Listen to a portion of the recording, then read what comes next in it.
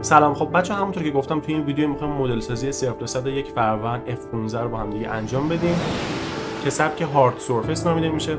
اگه تا حالا با بلندر کار نکردی و میخوای که کامل یاد بگیریش، من یه دوره آموزشی جامع گذاشتم که 0-200 بلندر رو میتونی یاد بگیری. لینک کانال تلگرامم رو میذارم تو قسمت دیسکریپشن، میتونی بهم پیام بده و توی این دوره شرکت کنی. حالا من توی این ویدیو مدل سازی انجام میدم، ببینیم که تو کجا پیش بریم که بقیه‌اش بمونه برای ویدیوهای آینده. قطعا توی یه پارت جمع نمیشه کار و مدل سازی باید انجام بدیم، متریال باید بهش بدیم که در نهایت ریگ و انیمیشنش هم انجام بدیم که یه موشک هم، یعنی یه شلیک موشک هم بهش اضافه کنیم و اون شبیه سازی دود آتش هم بهش اضافه کرده باشیم. حتما حمایت کنید و لایک و کامنت یادتون نره. اگه میخوای که ویدیوی دیگر از دست ندی حتما کانال رو دنبال کن. خب میریم سراغ مدل سازی. بچه اینجا یه سایتی هستش به اسم بلوپرینت که اون نقشه و مپایی که میخواید باش، حالا اون طراحیایی که انجام میدید، حالا میتونه خودرو باشه، بخواید اسلحه طراحی کنید، موتور طراحی کنید و یا هر وسیله نقلیه‌ای. ببینید اینجا هواپیما اینا هم داره. کافی اینجا سرچ کنید و از اون قسمتی که وسیله مد نظرتون بود روش کلیک میکنید و اون نقشه ها رو دانلود میکنید. الان ما این F15 که میخوایم درست کنیم یه همچین چیزیه.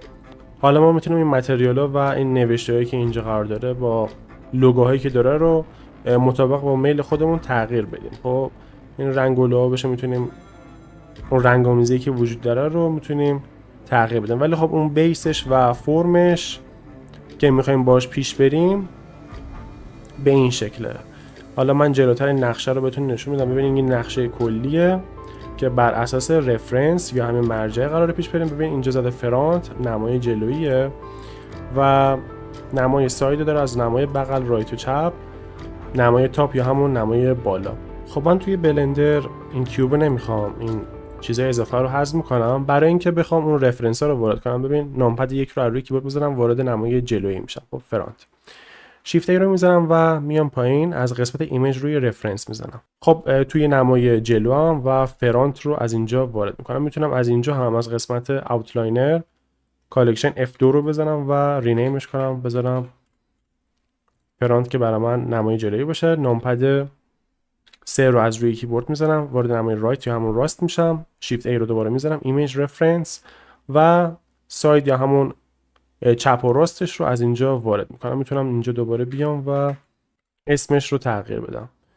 یه میمونه نمای بالا هم شیفت ای رو میذارم، رفرنس روی تاپ میزنم و از اینجا هم این رو به تاپ تغییر میدم. خب حالا عکس‌ها رو من وارد کردم، یه خورده باید مرتب بشه و برگرده سر جای خودش. ببین از اینجا روی صفحه گریده من 6 تا پله میرم جلو. خب 1 2 3 4 5 6 این از اینجا و برای این یکی هم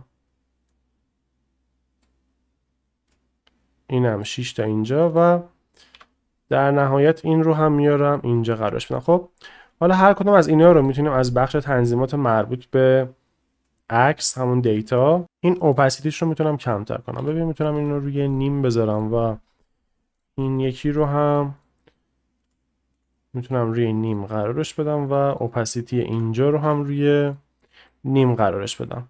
حالا ما مطابق با این رفرنسی که داریم من میام مدل سازی رو انجام میدم. خب مطابق با نماها پیش بریم که دقیقاً اون اجزایی که میخوایم بسازیم رو بر طبق این نقشمون پیش بریم. خب که مهمترین حالتش هم همین نمای رایت و لفت، همون چپ و راستمون، این نمای سایدی که اینجا قرار داره، بیشتر تمرکزمون روی همین قسمته. خب من میتونم اینجا بیام و با یه سیلندر شروع کنم. شیفت ای میذارم، از قسمت مش یه دونه سیلندر وارد میکنم. ببین از اینجا ورتکس ها رو به 16 کاهش میدم و این رو اسکیلش میکنم، میام از نوک دماغ شروع میکنم. خب این رو میارم اینجا کوچیکش میکنم. ببین RX 90 رو میزنم که بیاد بر من اینجا قرار بگیره. خب میخوام حالا هم عکس دیده بشه و هم این که این سیلندر رو ببینم، میتونم وارد حالت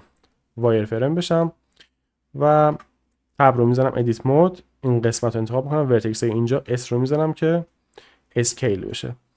ببین این رو اگه بیارم اینجا قرارش بدم و این رو فکر میکنم یه خورده ریسترش کنم، اوکیه. اینو میارم اینجا و دوباره این رو اسکیل میکنم. ببین میارم بالا بر من اینجا قرار بگیره. خب این خطایی که اینجا بر من قرار داره میتونه به من راهنمایی کنه که من الان میخوام اکسترودش کنم، مثلا میارمش تا اینجا، دوباره اس رو میزنم که بر طبق این خطچینا بخوام مدل سازیم رو پیش ببرم. خب به این طریق حالا برای اینکه یه دونه خطم اینجا داریم دیگه، خب میام کنترل آر رو میزنم، یه دونه لوپ کات اضافه میکنم، این رو هم میتونم یه ذره باز بزرگش کنم. حالا اگه وارد حالت سالید بشم ببینید ما الان تونستیم این دماغش رو درست کنیم. خب میتونم همینجا راست کلیک کنم و شیک اتو اسموث رو هم از اینجا بهش بدم. خب برای ادامهش هم میام دوباره وارد حالت ادیت مود میشم، وایر فریم، دوباره این قسمت رو انتخاب میکنم. حالا تا اینجا میخوایم پیش بریم. خب ای وای یه خورده باز میارمش جلوتر. خب یه ذره باز جلوتر. ببین من این سه تا ورتکسی که اینجا قرار داره رو با این کار دارم. خب اینو یه خورده میارم بالاتر و این رو مثلا میارمش اینجا. این یکی رو هم میتونم اینجا قرارش بدم و این رو باز یه ذره میتونم بالاتر قرارش بدم. ببین اگه میخوام که این قسمت یه خورده پهن‌تر باشه میتونم این یکی ورتکس هم باز ببرم بالاتر، خب که این قسمت باز یه خورده پهن‌تر بشه. یه نکته‌ای که تا یادم نرفته، این عکسی که من این سه تا عکسی که من آوردم دقیق نیست، یعنی هم اندازه نیست. خب من الان مرجع اصلی رو میذارم همین قسمت راست. خب الان من وارد این نما بشم میبینید این اندازه مثلا این قسمت نیستش. خب این دقیقاً اندازه است. خب ما الان اینجا رو درست مدل سازی کردیم. من الان اینجا وارد وایر فریم هم که بشم میبینیم که مدل سازی رو بر طبق همین الگو درست پیش بردیم. اما خب حالا این عکسی که داریم چون دقیق نیست دیگه نمیام من همین این رو بخوام اسکیلش کنم و یا جابجاش کنم. خب میام عکس رو جابجا میکنم یا اسکیلش میکنم. خب پس میام از اینجا وارد حالت وایر فریم میشم که این رو هم ببینم. این عکس رو انتخاب میکنم و این حالت گردی که اینجا وجود داره رو میتونم مثلا قرارش بدم روی این حالت. خب بذارم اگه خورده بزرگ بشه و بیاد اینجا. حالا اینو باز جلوتر میتونیم متوجهش بشیم که دقیقاً چه اندازه‌ای بخواد پیش بره. خب الان تقریبا اوکی. یه دونه نمای بالا هم میونه. ببین الان نمای بالا هم این عکس اوکی نیست. من میام عکس رو اوکی میکنم، یعنی این رو میارمش جلوتر. خب که اون سایز هم برای ما اوکی شده باشه. فکر میکنم الان اوکیه. ولی خب باز این عکس اصلیمون بر طبق همین نمای رایتی که اینجا قرار داره، حالا رایت و چپ. خب و اما ادامه مدل سازیمون دوباره تبو میزنم و وارد این نما کل ورتکس های اینجا رو ببینید انتخاب کردم و میکشمش تا همین خطی که اینجا قرار داره، یعنی ای رو میزنم که اکسترود توی محور وای. خب این رو میگیرم و میکشمش تا اینجا. خب من این دوتا ورتکس رو میگیرم میکشم بالا. اینجا هم میتونم کنترل آر رو بزنم و دوتا لوپ کات بهش اضافه کنم، قرارش میدم اینجا. دوباره این رو میذارمش این بالا و این دوتا رو میگیرم و میکشمش این بالا. اینا رو هم باز میتونم تنظیمش کنم. ببینید این قسمت رو هم میتونم باز بیارم یه خورده بالاتر، این بیاد بالا یا اصلا این دوتا بیاد یه خورده بالاتر و این هم باز یه خورده بیاد بالاتر که برای ما این فرم رو داشته باشه. خب ما از اینجا به بعد که میخوایم جلوتر که بریم، ببین الان من وارد این نما بشم، یه حالت قرینه داره دیگه. یعنی من الان بال سمت راست و چپش رو بخوام مدل سازی کنم، نمیام مثلا این بال سمت راستش رو بخوام از اینجا مدل سازیش رو انجام بدم بعد برم تازه مثلا بعد از اون مدل سازی بالای سمت چپش رو هم انجام بدم و همچنین برای قسمت دومش. خب برای اینکه بخواد همزمان من هر چی که بخوام اینجا انجام بدم قرینش هم انجام باشه، باید بیایم و از مودیفایر میرور استفاده کنیم. خب که من هر حرکتی که اینجا دارم انجام میدم همزمان اون سمتش هم انجام میده، یعنی مدل سازی بخش سمت راستش روی سمت چپش هم تاثیر بذاره. خب من اول از همه وارد حالت وایر فریم میشم و باید بیام و یه قسمتش رو برش بدم که کامل حذف بشه. خب میام مثلا بذارید ببینم، اگه این قسمت رو انتخاب کنم و بیام ورتکس رو حذف کنم، میام پایین، این قسمت رو هم دقیقا ما باید نیمیش رو حذف کنیم. خب یه خورده باز بیشتر زوم میکنم که کامل از وسط برای ما نصف شده باشه. حالا این کاری که انجام دادم، میام و مودیفایر میرور رو بهش اضافه میکنم و همطور که میبینید این بخش برای ما اضافه میشه. خب بعد از این میام و این قسمت ها رو انتخاب میکنم برای قسمت پنجره. آی رو میذارم که اینسرت بشه تا همین قسمت و یه خورده میکشمش پایین، همینقدر اوکیه. و این قسمت ها رو میام دیلیت میکنم. حالا از این قسمت ایج رو انتخاب میکنم، تیک کلیپینگ رو از اینجا میگیرم و اینا رو به هم دیگه وصل میکنم که این قسمت برای من اوکی بشه. یه نکته ای که هست، من میخوام بهش ساب دیویژن سورفیس رو اینجا اضافه کنم، مثلا مقدار 2 تا. خب یه مشکلی که اینجا وجود داره، من میخوام این قسمت یه حالت برجستگی و یه تو رفتگی، یه فرو رفتگی اینجا برای ما نمایان شده باشه، مثل همون عکسی که ما میبینیم اینجا برای ما. مثلا اون قسمتی که بخواد اون پنجره، اون شیشه برای ما جدا بشه از بدنه رو به خوبی بتونیم تشخیص بدیم. خب برای این کار من میتونم وارد حالت ادیت مود بشم و موقتا این رو از حالت ساب دیوایت خارج کنم و بیام این قسمت ها رو انتخاب کنم. ببین آلت رو میگیرم، آلت شیفت رو نگه میدارم که این قسمت ها بر من انتخاب بشه و میتونم این رو بزنم. ببین میام بالا از این قسمت آیتم، خب قسمت اولی قسمت آیتم، میام و مینکریز رو از اینجا مقدارش رو تا 1 افزایش میدم، یعنی حد اکثرش. خب حالا اگه بیام و از اون حالت ادیت مود خارج بشم و دوباره این رو به این حالت ساب دیوایت برگردونم، حالا میتونیم ما اون خطی که اینجا بر ما قرار داره رو ببینیم و میتونم بیام این قسمت رو یه خورده باز کمتر کنم. ببین یه خورده که کمتر که بشه میتونه اون خودش رو هم حتی بیشتر نشون بده، این حالتش رو. ببین از این قسمت من اس رو اگه بزنم، یه خوردم این قسمتش رو اوکی کنم دیگه، اون حالت اون خط رو میتونم از اینجا ببینم. خب این برای قسمت حالا پنجره و جلوی جتمون. خب اگه دقت کنید ما توی قسمت جلویی هم باز از این خطا داریم دیگه. خب همینطور توی این نقشه هم یه همچین چیزی داریم. خب برای این کار باید چیکار کنیم؟ ببین میام از اینجا ببینم که میتونم این قسمت رو انتخاب کنم. بذار ببینم دقیقاً. آره اوکیه،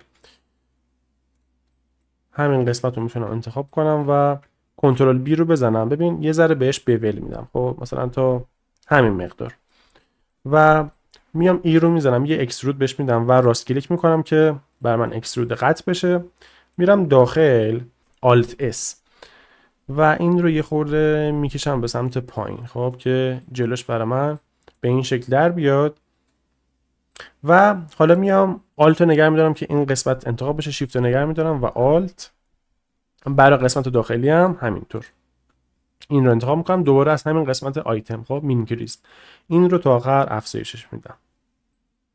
ببین اتفاقی که میفته اینه که میاد برای من اون حالت برجستگی که وجود داره رو انجام میده، ولی فکر میکنم که این قسمت خیلی زیاده. من کنترل زد میزنم و برمیگردم، خب و از اینجا کنترل بی، ببین بیولش رو یه خورده کمتر پیش میرم، دوباره اکسترود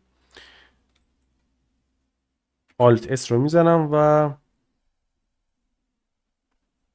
این رو میکشم به سمت داخل و دوباره اینجا این رو انتخاب کنم. این رو یه چند بار انجام که بدید براتون اوکی میشه. خب این هم دوباره مینکریز رو میزنم، الان اوکی تره، الان اوکی. برای قسمت جلویش هم همین کار رو باید انجام بدم، یعنی اینجا برای اینجا هم میام و کنترل بی رو میزنم و بهش یه بولی میدم، یه اکسترود ولش میکنم، آلت اس و این رو میکشم پایین. ببین این قسمت ها رو انتخاب میکنم و این قسمت ها دوباره مینکریز رو میزنم که این قسمت هم برای من اوکی شده باشه برای این قسمت. ببین الان ما تونستیم این طراحی این قسمت رو انجام بدیم. خب مطابق با رفرنسی که اینجا برای ما قرار داره. برای این قسمت هم میتونم بیام و این قسمت های شیشه ایش رو هم میتونم بزرگترش کنم. این کارم میتونید انجام بدید. اوکیه. میریم جلوتر و این قسمت رو میتونم انتخاب کنم و ای وای رو بگیرم و بکشم. خب ببین توی این محور و مطابق رفرنس خود اسکیلش میکنم دقیقاً مطابق با رفرنسمون پیش میرم. زیاد نمیخوام جلو برم چون الان ما باید اینجا یه اکسترود دیگه هم انجام بدیم. خب من میام از این قسمت اینا رو انتخاب میکنم. ببین 4 تا از اجای این قسمت انتخاب میکنم و ای رو میزنم اکسترود. خب یه ذره اینو میکشم، دوباره ای، یعنی 2 مرتبه این کار رو انجام میدم. ببین تا جایی که بذار ببینم از نمای این ور. خب وای فرم ببین آها تا همینجا. خب بذار ببینم اگه این رو بیارم پایین تر که دقیقا مطابق با رفرنس برام اوکی بشه. خب این قسمت که یه حالت میبینید یه حالت مستطیلی داره، پس میام این قسمت رو اس رو میزنم. بذار ببینم تو کدوم محور، همین x. آره اس ایکس رو زدم و 0 رو زدم که این قسمت برام از اون حالت گردی در بیاد اوکی بشه. این قسمت هم باید همون کار رو انجام بدم. خب اس ایکس 0 این کار رو انجام میدم که این قسمت برام اوکی شده باشه دقیقاً مطابق با رفرنس دیگه. ببین مطابق با عکسی که اینجا داریم این یه حالت مستطیلی شکله. خب یعنی اون گردی خاصی نداره و از اینجا هم ما میتونیم این رو ببینیم. خب این کار رو براش انجام میدم ببینم تا کجا رفت. بعد از این رو دوباره موقتا از این حالت من خارجش میکنم. ببینم این یه خورده میتونه یه ذره باز بره بالا و اوکی هست. از اینجا هم میام آلتو میزنم که این قسمت کلش بر من انتخاب بشه، کل این قسمت رو، و ای وای اکسترودش میکنم. خب مطابق با رفرنسی که اینجا قرار داره میام و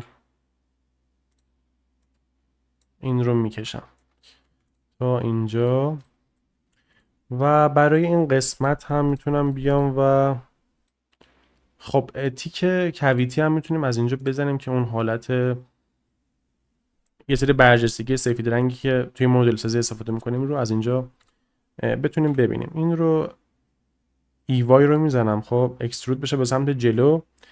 ببینم تا کجا باید بیاد.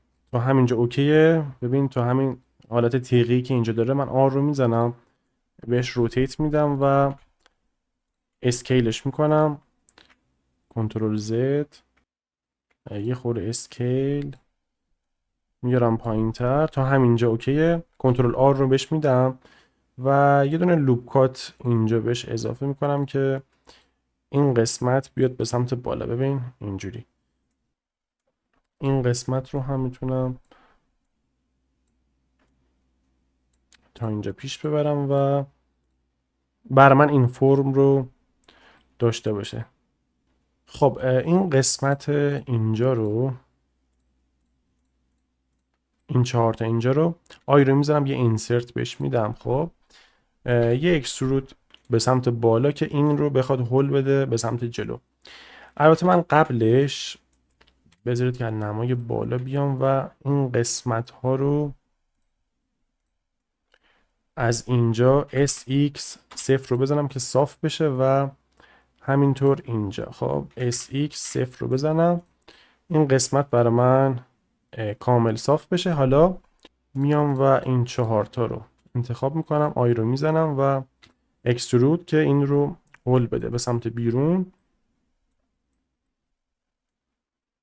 بیاد تا همینجا. SY 0 رو میزنم و دیلیت فیس رو از اینجا قرارش میدم. خب ساب دیوایت رو بزنم که الان باید یه حالت تیزی به این قسمت بدم. خب میام و این حالت ایج رو انتخاب میکنم که ببین این مینکریس که بهش میدم این حالت تیزی رو بر من اضافه میکنه. خب این لبه ها رو من میخوام تیز کنم.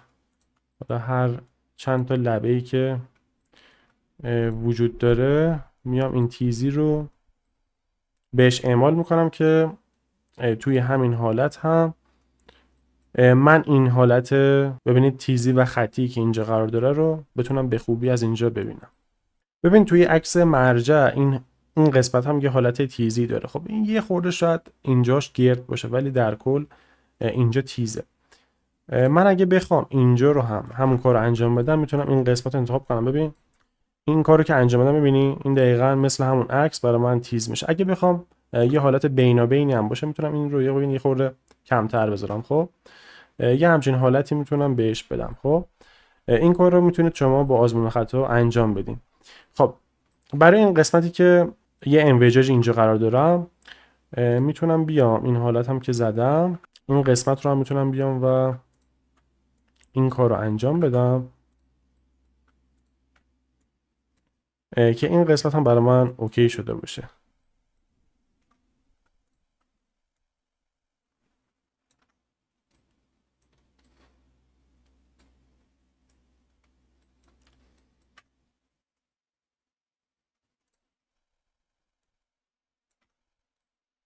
اینجا هم یه حالت تیزی رو داشته باشه.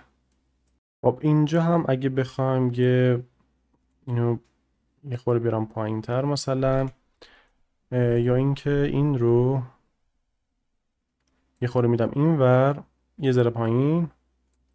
اینجا میخوام این قسمت هم یه همچین حالتی داشته باشه که اون باد رو بشکافه دیگه. خب کلا باید بدنه این جت یه حالت تیزی باشه. خب میتونید این کار رو انجام بدین. این رو میتونم حتی بیشتر بکشم که این قسمت برای من تیز بشه. این رو هم میتونم یه ذره بیارم پایین تر. الان آره اوکیه. و اینجا رو میتونم انتخاب کنم این رو بیام و بکشم. خب ببین تا یه خورده اسکیل میکنم تا همین تقریبا وسطش تا اینجا که بخوایم بعدش این موتور رو انجام بدیم تا همینجا فکر میکنم اوکیه. و خب بچه این قسمت ها رو هم باید بیام و اکسترود کنم به سمت بیرون از این نما. من این رو ببینم ببین تا همینجا این رو یه خورده میبرم بالاتر. این هم یه همچین فرمی داشته باشه. از نمای بالا هم یه خورده یه حالت کشیده تری داشته باشه. هرچند که این عکس اصلا اوکی نیست روش. ببین الان ما این کاری که انجام دادیم مطابق با این عکسه. خب یعنی توی این اندازه اگه باشه خب این رو ما قرارش بدیم اینجا این قسمت بیفته روی اون. خب الان اوکی خوبه که تو همینجا هم تا همینجا ادامه داره اوکیه. و میتونیم که اینجا رو هم مینکریس کنیم که این قسمت هم تیز بشه. این قسمت رو هم میتونیم اوکی کنیم. خب فعلا تا همینجا کافیه که ادامه مدل سازی توی قسمت های دیگه انجام بدیم. ببین الان ما تا این نواحی پیش رفتیم. توی پارت بعدی برای این قسمت میانی خب تا این موتور رو هم انجام میدیم که دیگه برسیم به باله و بقیه جاهاشو از این نما هم بذارید ببینیم که بخوایم دومش رو هم طراحی کنیم و توی پارت های بعدی هم برسیم برای این قسمت های موشک و بعد هم متریال و انیمیشنش.